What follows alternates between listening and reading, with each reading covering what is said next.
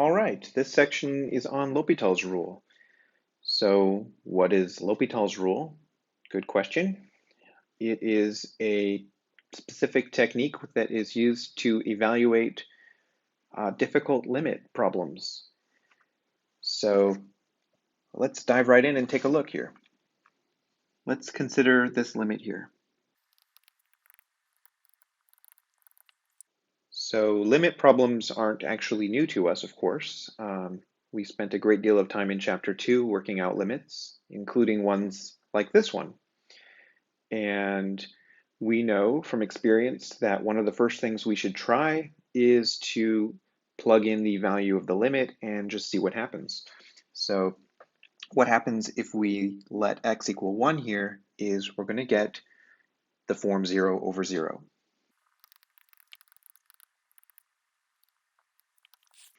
Okay, so 0 over 0 is what's called an indeterminate form. And that's one of the new vocabulary terms here that we need in this section. So an indeterminate form is 0 over 0, but also infinity over infinity, or 0 to the 0. In fact, there's a whole list of them, and I'll write them down when we get to that part. But basically, whenever you arrive at an indeterminate form, when you're evaluating the limit, then you're going to be able to use L'Hopital's rule, either directly or after a little manipulation, in order to work out the limit. So now we can work out this limit without using L'Hopital's rule. Of course, we don't know what L'Hopital's rule is yet. We learned back in chapter 2 that if we manipulate the factors of this limit directly, then we might be able to cancel out the offending factor. And in fact, that works here.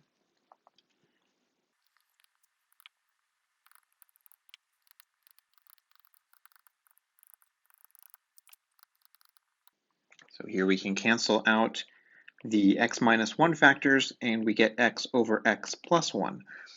And now if we let x equal 1 in the limit, we get 1 over 2, which is the answer to the limit. Okay, let's also consider this guy that we've come across before.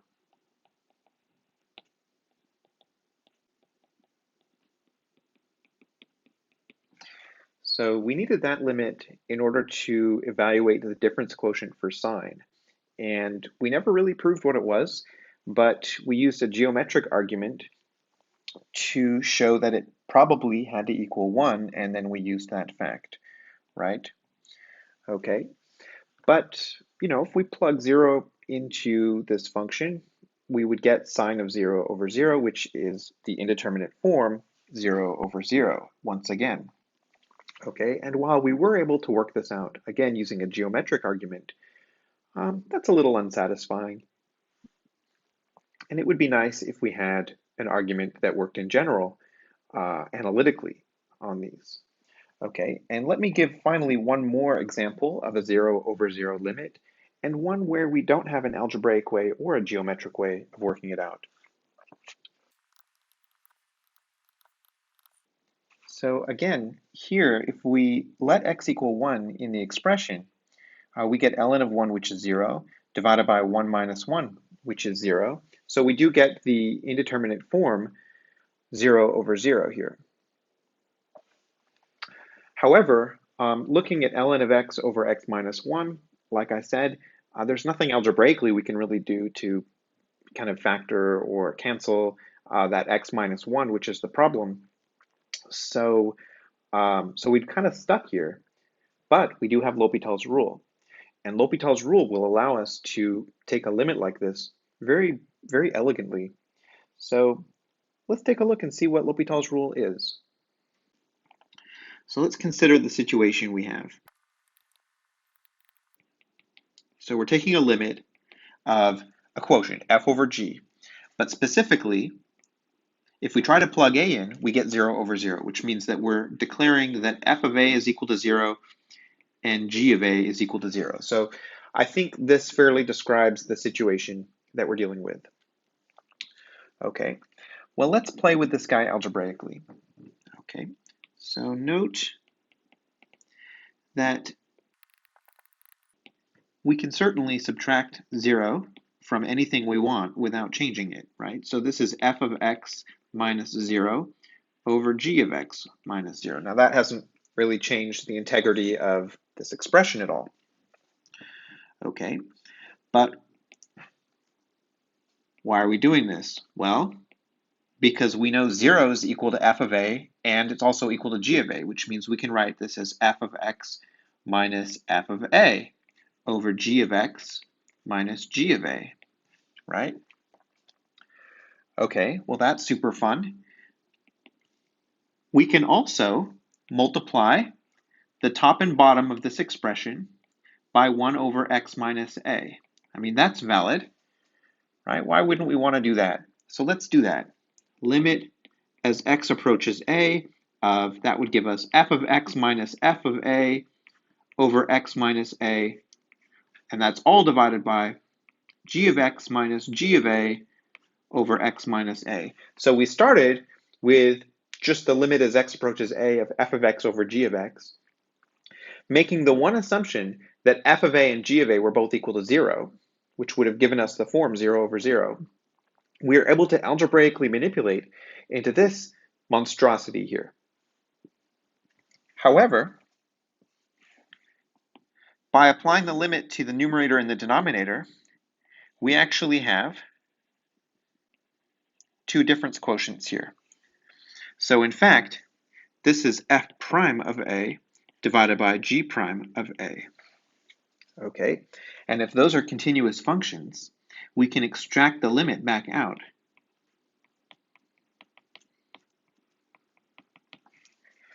All right, and that is L'Hopital's rule.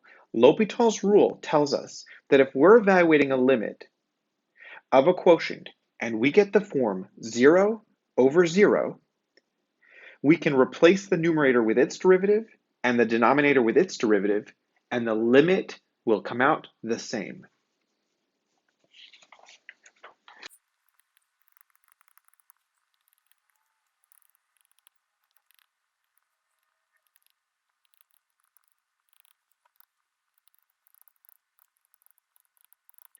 So that's L'Hopital's rule.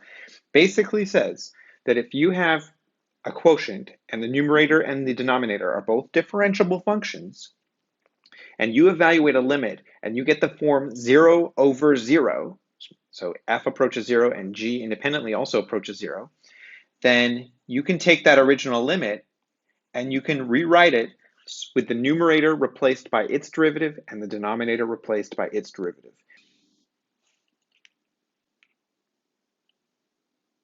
All right, well, let's use L'Hopital's rule to revisit those first three quick examples from the beginning of this lecture.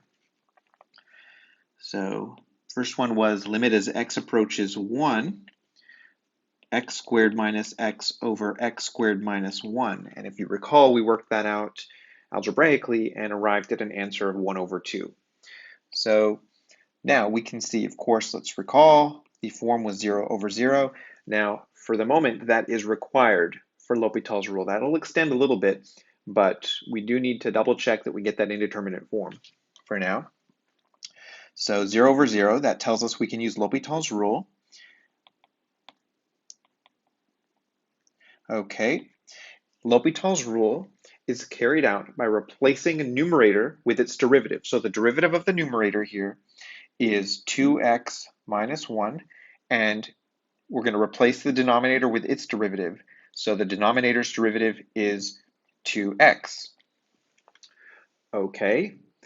Also, now you don't have to do this, but a lot of people do, and I usually just put a little h right here over the equal sign to inform anybody who's reading the work that it wasn't an algebraic step that went from one to the other. It was L'Hopital's rule, which means that we replace the numerator with its derivative and the denominator with its derivative. I also want to stress L'Hopital's rule did not take the derivative of the entire expression, right? For that, we would have needed the quotient rule. All L'Hopital's rule does is it replaces the numerator with its derivative and the denominator with its derivative. All right, so let's treat this as a brand new limit, which means we're going to plug 1 in. And what happens when we plug 1 in? Well, we get 2 times 1 minus 1, which is 1, over 2 times 1. And that's 1/2 as we expected. Let's try that with this limit. Again, we already know this limit approaches 1. Okay, however, if we plug x in directly, we get the form 0 over 0. Let's see if we use L'Hopital's rule, we're going to get 1 naturally. So applying L'Hopital's rule, this involves replacing the numerator, sine x, with its derivative. Derivative of sine is cosine. The denominator, x, with its derivative. Derivative is 1. So now we have a brand new limit. First step of any brand new limit, try and plug the value in. So let's plug 0 in, and great, we get 1. Okay, now let's go to that other one that we had really no way of approaching. All we knew is that if we plugged 1 in, we got the form 0 over 0. So let's try L'Hopital's rule and see what happens. Okay, derivative of the numerator, ln, is 1 over x. Derivative of the denominator is 1. Okay, brand new limit. So let's try and plug the value in 1. Of course, here we get 1 over 1 over 1, which is 1. So we worked out that limit. All right, let's graph that one on Desmos, see if we're right. Now, Desmos doesn't show it, but we would have a little hole right here because 1 is not in the domain of this function, right? However, by taking the limit, we're asking what do the y values approach as the x values approach 1, and we can see that those y values would indeed approach 1 graphically, and we confirm that by taking the limit and using L'Hopital's rule, which evaluated to 1.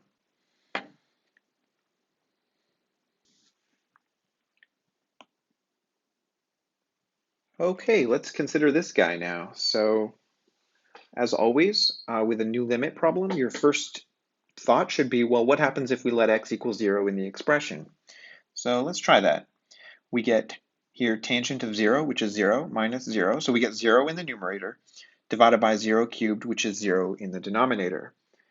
Great, that's required to use L'Hopital's rule. So let's use L'Hopital's rule on this thing. So we're going to replace the numerator with its derivative. That would be secant squared of x, derivative of tangent, of course, minus derivative of x is 1. And then we're going to replace the denominator with its derivative. So that would be the derivative of x cubed, which is 3x squared. Cool. Now we have a brand new limit. Let's let x approach 0 in the actual expression and see what happens. So secant squared of 0 is 1. 1 minus 1 is 0. So we get 0 over 3 times 0 squared is 0. Oh, 0 over 0 again. So what happened? Did L'Hopital's rule not work? No, it worked. We just have a brand new limit. Who cares where we came from? Just think of this as step 1 of a brand new limit.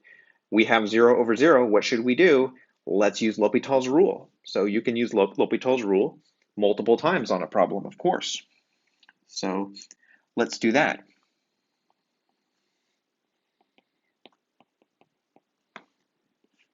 So we'll take the derivative of the numerator. So derivative of secant squared, we'll bring the 2 down, so we have 2 secant of x times the derivative of secant of x, which is secant of x tangent of x. The derivative of negative 1 is 0, so we'll just ignore that. And the derivative of the denominator, derivative of 3x squared, is 6x. So let's clean this up a little bit. We have the 2 and the 6 cancel to become something over 3x, and we get secant squared x tangent x. Okay, so cool. Let's take the limit as x approaches 0. Maybe we'll get, 5 or something finally. So, okay, so secant squared of 0, that's 1. Tangent of 0 is 0. 1 times 0 is 0, so we get 0 in the numerator. And now we'll plug 0 into the denominator, and we get 0. Oh, 0 over 0 again. How will this ever work? Okay, so now we could go in right now and do L'Hopital's rule, but it's starting to get complicated in the numerator. If we did L'Hopital's rule in the numerator right now, we would need the product rule as well as the chain rule, of course, and we can do that. It's not outside of our wheelhouse, but we can also take measures to make our life a little bit easier here. And remember that you can split a limit across a product. So I'm going to do that now because the secant squared x over 3 part, that's fine. That part's just going to 1/3, right? It's really this part here that's going to 0 over 0. This part, secant squared, that approaches 1 over 3, right? So this part here just runs off to 1 over 3. So what we have is 1/3 times the limit as x approaches 0 of 10x over x, right? Of course, as always, that part is still going to 0 over 0.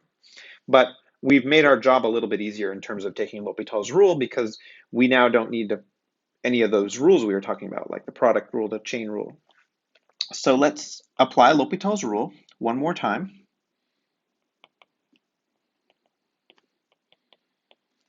And that involves replacing tangent with its derivative, which of course we know is secant squared, and replacing x in the denominator with its derivative, which is 1.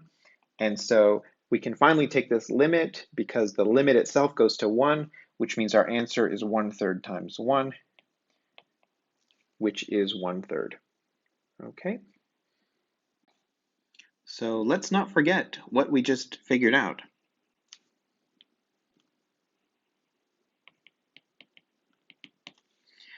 We just evaluated a limit that seemed intractable before we knew L'Hopital's rule. But we now know that that limit of that function is equal to 1/3.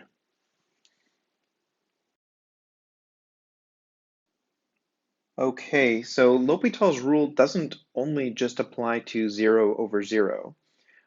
It also applies to any form of plus or minus infinity over infinity. Okay, so let's look at an example of that situation. So suppose we have this limit, and as always, our first move should be to check the behavior of the function as x approaches infinity. So here we can see if we look at ln of x as x approaches infinity, we're going to get infinity. And infinity to the 1/3 is basically like infinity, so we have the form infinity over infinity. Okay, well, that's apparently good enough to use L'Hopital's rule, so let's see what happens if we use L'Hopital's rule here. Okay, so we will take the derivative of ln of x, which we know to be 1 over x, and we'll take the derivative of x to the 1/3, which we know to be 1/3 x to the negative 2/3. Okay, let's clean that up a little bit. So do some algebra. So, well, we know we're going to get a 3 in the numerator, and then x to the minus 1 over x to the minus 2/3. So let's see. This is equal to the limit as x approaches infinity of, well, let's just bring the negative exponents to the side they want to get to. So we have x to the 2/3 over x, and aha. So now we can see that x to the 1 on the bottom, x to the 2/3 on the numerator. This means that we're going to get limit as x approaches infinity of 3 over x to the 1 minus 2/3, which is x to the 1/3. Okay, and if we take that limit, we're going to get the form 3 over infinity, which is not an indeterminate form, right? A finite number divided by something approaching infinity, basically like 3 over infinity here, is going to evaluate as a limit to 0, right? So we're done. Okay, quick warning before we go on.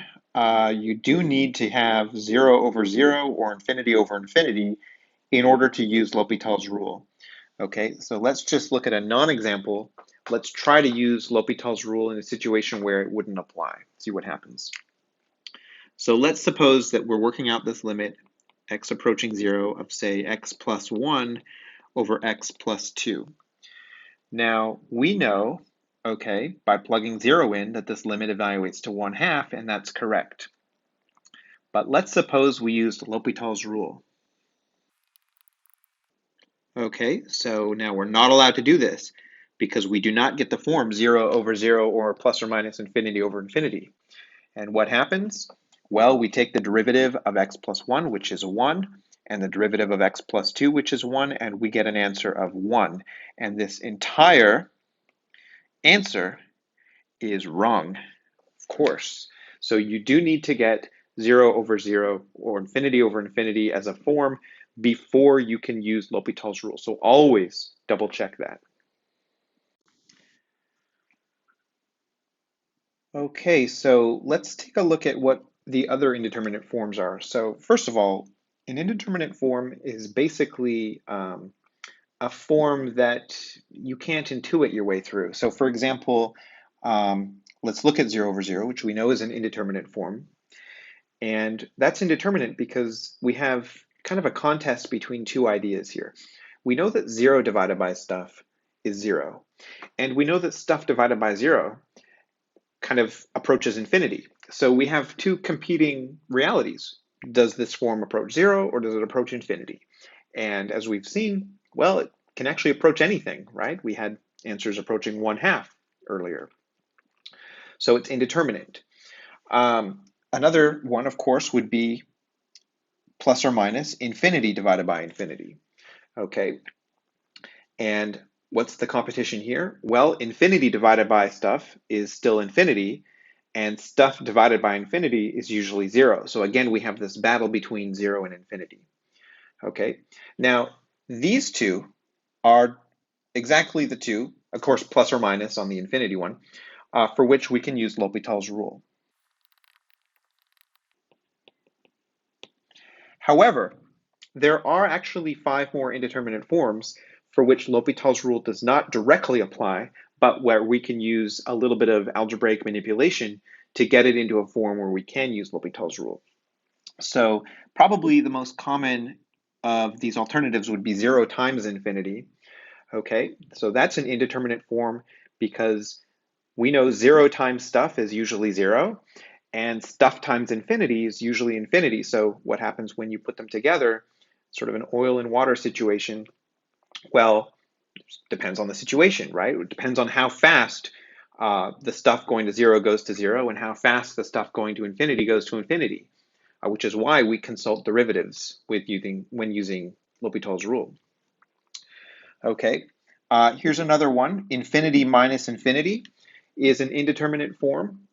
So it's reasonable to consider that maybe when you have infinity minus infinity, that's 0, right? If you had an infinite number of Legos and you took away infinite number, then you'd have 0 Legos.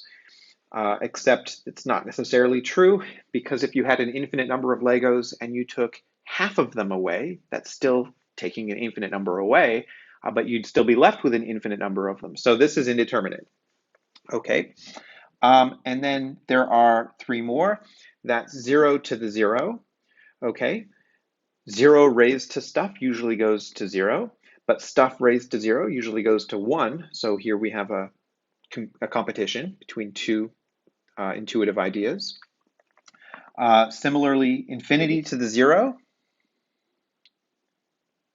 is indeterminate. And finally, 1 to the infinity is indeterminate. Okay, so whenever you encounter one of these, your goal is to manipulate it so that it becomes the form 0 over 0 or infinity over infinity. And there's usually a way to do that.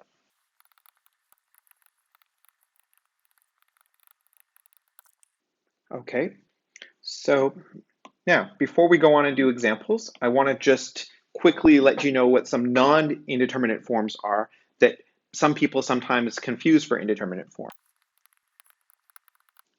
Okay, so a good example here would be 0 over infinity. So there's no competition here. 0 over stuff usually goes to 0, and stuff over infinity usually goes to 0. So in fact, that's just the form of 0. Okay. Similarly, infinity over 0 is not indeterminate. Infinity over stuff usually just goes to infinity. Stuff over 0 goes to plus or minus infinity. So of course, depending on the situation, this one here will go to plus or minus infinity. And finally, 0 raised to the infinity. So this one's not an indeterminate form. All right, so let's look at a few more examples of L'Hopital's rule. All right, so looking at this guy, let's try and evaluate at 0 just to see what happens. And we get the form 0 times ln of 0. And you may recall that ln of 0 is, well, of course, it doesn't exist. But if you look at the graph right there, the graph approaches negative infinity at 0. So this is like 0 times negative infinity, which is an indeterminate form. Okay, so when we have any indeterminate form besides 0 over 0 or infinity over infinity on which we can directly use L'Hopital's rule, we need to manipulate to the form 0 over 0 or infinity over infinity. Okay, so the way we're going to do that is by just taking one of these two factors and sending it to the denominator. So let's rewrite this as ln of x divided by x to the negative 1. Okay, it's exactly the same algebraically as it was above. We've just rewritten it. And now if we see what the form of the limit is, when we let x approach 0, the numerator approaches negative infinity and the denominator approaches positive infinity. Okay, remember we're approaching 0 from the right. So we get negative infinity over infinity, and that allows us to use L'Hopital's rule. So let's apply L'Hopital's rule here. Okay, so the numerator becomes the derivative of ln of x, which is 1 over x, and the denominator becomes negative x to the negative 2. All right, so let's just clean that up a little bit. So we have certainly the 1 over x, we'll put an x in the denominator, and then we have negative x squared in the numerator. Yes, we can see what'll happen here. This is, of course, just the limit of negative x as x approaches 0, and indeed, we're going to get 0. Okay, so here we have the angle approaching pi over 2 of secant minus tangent. So think of this on the unit circle where we have the angle approaching pi over 2. That's the partition between the first and second quadrant. So we know that secant there is undefined and tangent there is undefined. So we kind of have undefined minus undefined, right? But what's really going on is if we're approaching from the left, which would be approaching from smaller angles, which would be the first quadrant, then we have infinity, positive infinity minus positive infinity, okay? If we are approaching this limit from the right, which would be approaching from angles greater than pi over 2, which is the second quadrant, then we would have negative infinity minus negative infinity, which is negative infinity plus infinity, and that's still the same form, infinity minus infinity. So no matter how we approach this limit, we are getting infinity minus infinity here. Okay, so we'd like to use L'Hopital's rule since that's an indeterminate form, but we need 0 over 0 or infinity over infinity.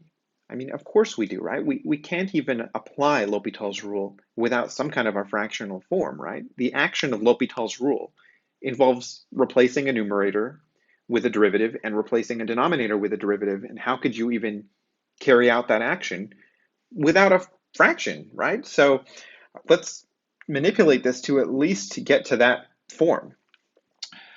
So of course, these are both functions with cosine in their denominator. So let's use that fact and write these as fractions over cosine. So secant is 1 over cosine. Tangent is sine over cosine. And this allows us to write this as 1 minus sine of x divided by cosine of x. And both of those functions, sine and cosine, are defined at pi over 2, which is great. So we can plug this in directly and see what happens.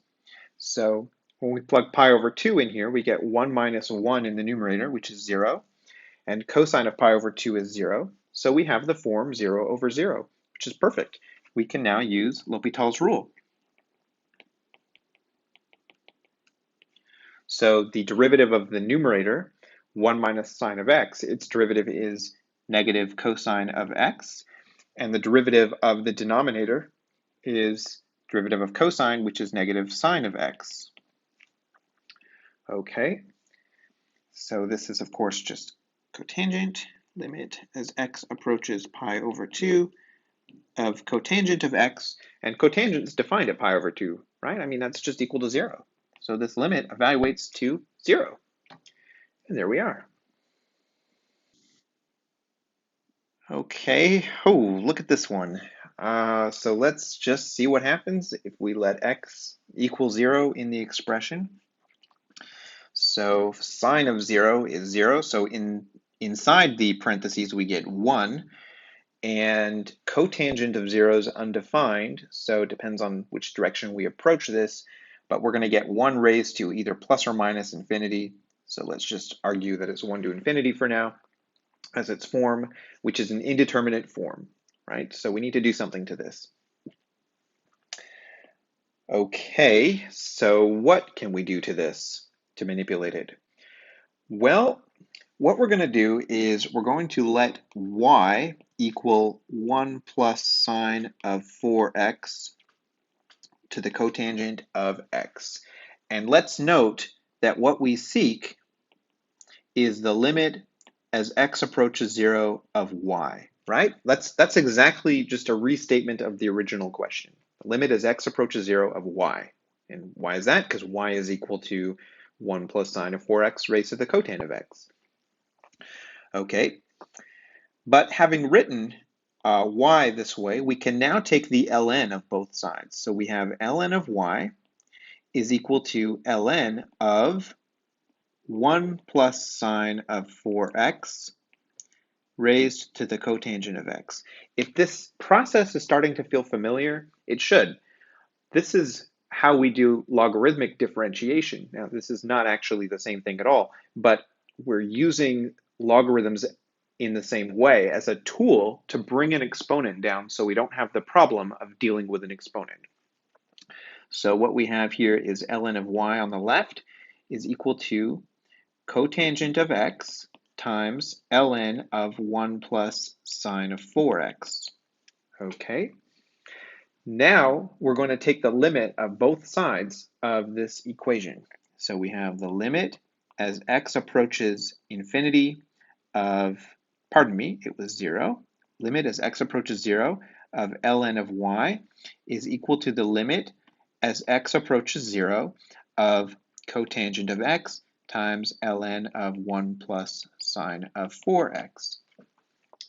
So we're now going to just work out the limit on the right and see what happens. So as x approaches 0, well, cotangent of 0 still approaches like plus or minus infinity, right, depending on which direction we're coming from.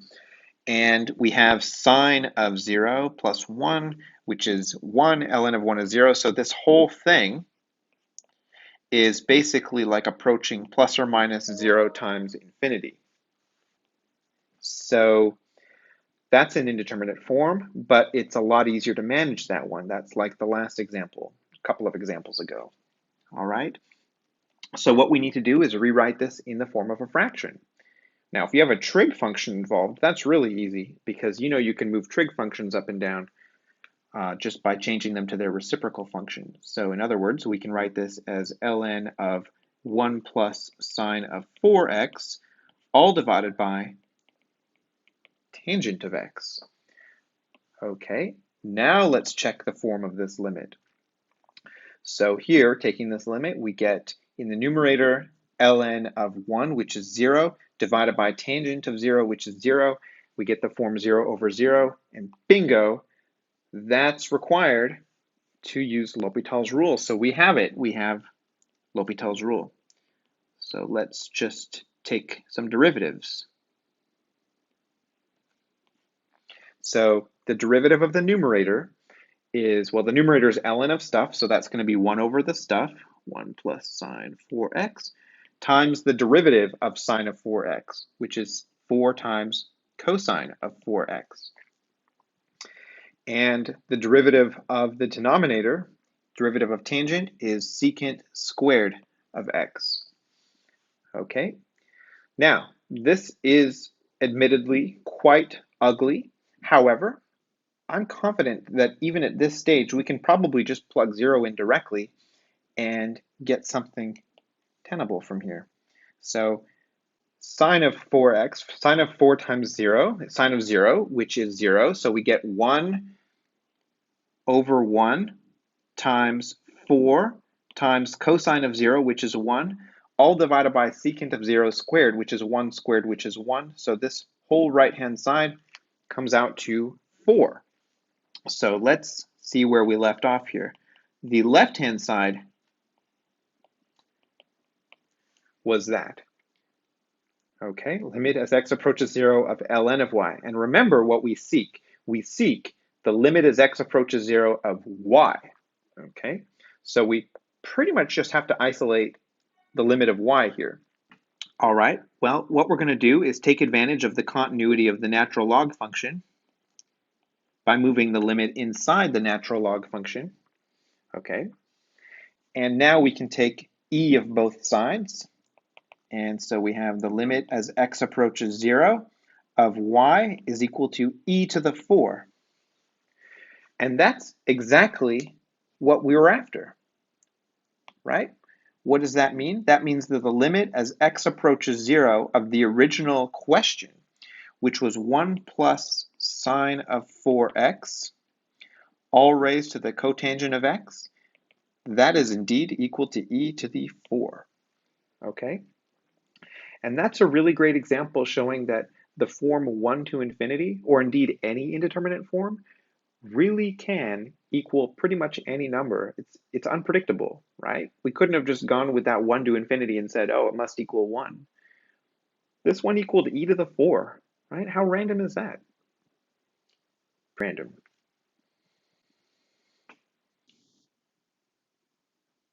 Okay, let's use L'Hopital's rule to establish once and for all a particularly striking limit, which is this one.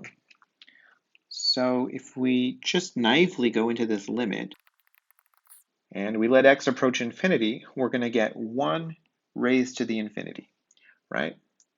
So that's an indeterminate form. And what we're going to do is let y equal the form of the limit here, 1 plus a over x raised to the x. And now we're going to take ln of both sides. So we have ln of 1 plus a over x raised to the x. And the whole point of doing that is so we can bring that x down in front. And now we no longer have an exponent in our limit.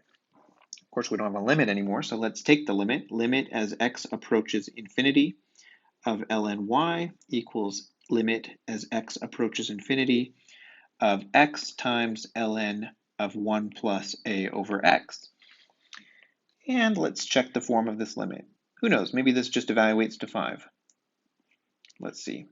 So of course, we get x times ln of stuff, so that'll be x goes to infinity, so we'll get infinity times, and as x approaches infinity inside the ln, we're going to get ln of 1, which is 0. So we have infinity times 0. Okay, so in that situation, we want to send one of the factors to the denominator. So let's send the x down there. So we have ln of 1 plus a over x, all divided by x to the negative 1. Okay, and let's check the form of that limit. So of course, x approaches infinity, so we're going to get ln of 1, which is 0 in the numerator, and x to the minus 1 as x approaches infinity, that'll be 0 in the denominator. Okay, so 0 over 0 allows us to use L'Hopital's rule. Okay, or as I like to say, we're going to hospitalize it. So, derivative of ln of stuff, so that's 1 over the stuff, 1 over 1 plus a over x, times the derivative of 1 plus a over x. So the derivative of that will be a times the derivative of 1 over x, which is negative x to the negative 2. And below, the derivative of x to the minus 1 is also negative x to the negative 2. So in fact, we get that cancellation immediately. And we get limit as x approaches infinity of, after cleaning this up, it looks like a over 1 plus a over x. Okay, so now we can check the behavior as x approaches infinity, and this little part right here approaches 0, so we simply get a over 1 or a. Okay, so let's step back and look at the situation so far. We have that fact, that the limit as x approaches infinity of ln y is equal to a.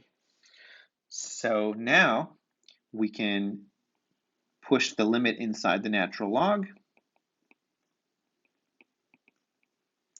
and we can conclude by taking the e of both sides that the limit as x approaches infinity of y is equal to e to the a. And of course, what was y? Well, this is limit as x approaches infinity of the original expression. And this is actually a particularly useful, powerful limit in calculus that's worth knowing. And in the special case, when a is equal to 1, we get this fact that you've actually seen before. And this is often taken to be the definition of e. Very nice fact right there. Okay, so yay L'Hopital's rule.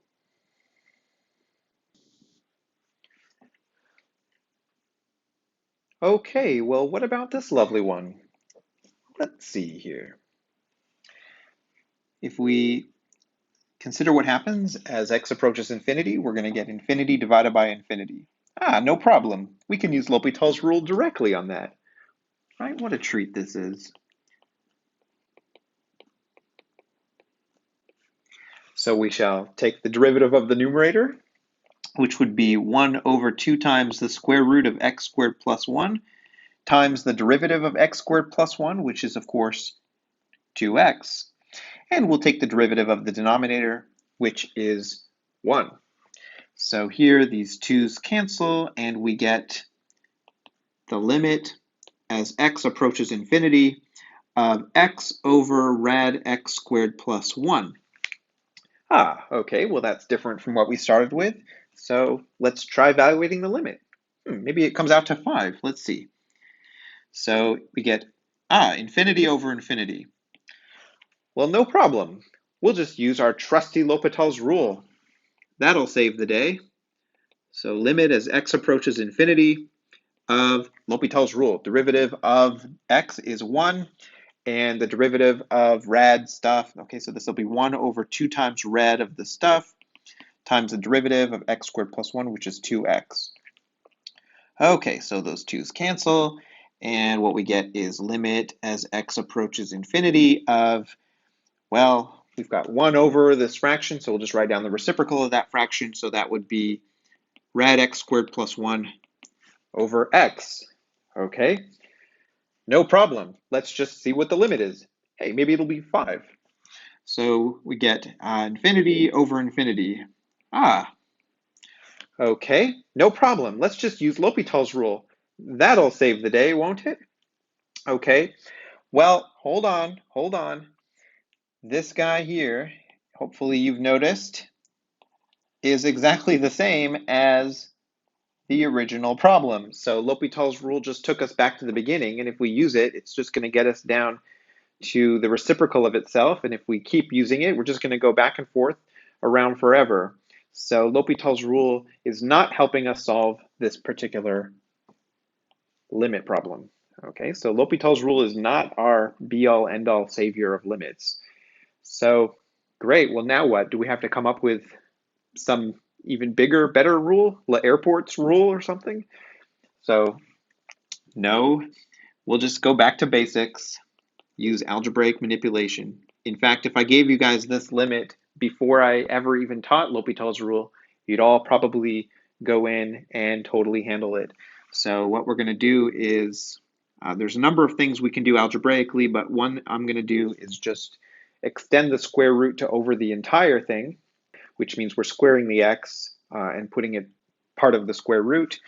And so now we can write this as limit as x approaches infinity of internally, we can see that this is x squared over x squared, which is 1, plus 1 over x squared. And if we evaluate the limit now to infinity, that part goes to 0. So we just get the square root of 1, which is 1. So this limit actually just evaluates to 1, and we did not need L'Hopital's rule. In fact, L'Hopital's rule was a really bad idea here. So how can you tell that in advance?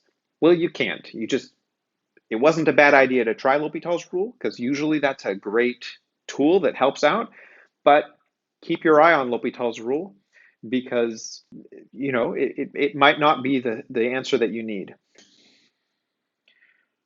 All right, let's quickly discuss another situation where you don't want to just be too automatic with the use of L'Hopital's rule. So let's look at this guy, and if we go into this, we'll of course start by trying to evaluate at infinity, and we're going to get infinity over infinity, which, hooray, that's prime for hospitalization. So let's hospitalize it. Okay, nothing wrong with that. Unlike the previous example, it's actually going to help us to hospitalize it here. So we're going to get 100x to the 99 over e to the x. Okay, great. Let's try plugging in the limit again. Maybe this time we'll get 5 or something. So what do we get? Infinity over infinity. Okay, no problem. We'll just use L'Hopital's rule, right? So let's dum-de-dum-de-dum. Happy little L'Hopital's rule moment. So we get 100 times 99. We'll worry about that later. X to the 98 over derivative of e to the x, which is e to the x. Surely that is the last time we'll need L'Hopital's rule. So now we will check this limit, and hopefully we'll get something like 5. And what do we get?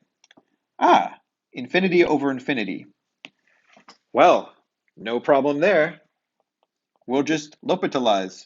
And I see right about now, you guys are looking at the YouTube scrubber and just thinking about pulling it to the end of this video because you are imagining where this is headed. So don't worry. We're not going to go through all of this. But you can see that really we're going to need to hospitalize this thing like 97 more times after this, right? So do we really need to do that? Or can we step back and look at the whole picture and say, what's happening here? And this is one of those times where we should just do that. So we obviously know that if we continue to take derivatives, we're going to get x to 96, x to 95, x to 94, with an increasing coefficient. Eventually, we're going to get just a constant down there, right? And this limit, we should be able to see, no matter what, at this point, will evaluate to 0, because the denominator is still going to be just e to the x. The numerator, eventually, after 97 more hospitalizations, okay, is going to just be 100 factorial, right? 100 times 99 times 98 times 97, all the way down times 3 times 2 times 1, right? And 100 factorial is a massive number.